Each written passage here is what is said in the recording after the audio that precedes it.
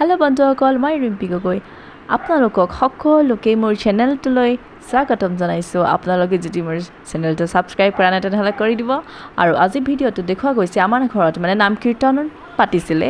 নাম কীৰ্তনৰ পিছদিনাখন মানে চাউল খোৱা হৈছিলে, সেইকাৰণে এইখিনি চাউল খোৱা।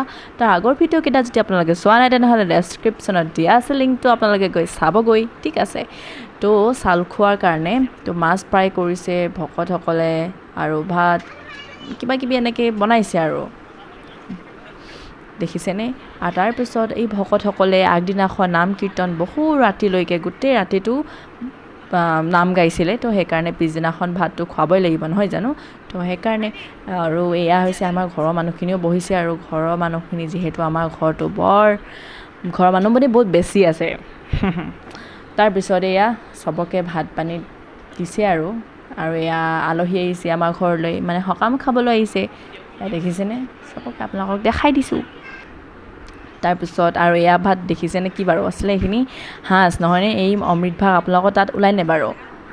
আৰু সকাম হ'লেতো ওলাই আৰু নহয় জানো। তাৰপিছত এয়া ৰান্ধনীক সেৱা।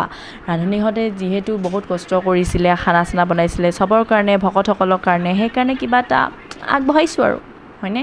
আৰু এইকেইজনী হৈছে আমাৰ ঘৰৰ আপাহঁত দেই, গোটেইকেইজনী জা জুৱলি আকৌ দেই। আৰু বাই বাই।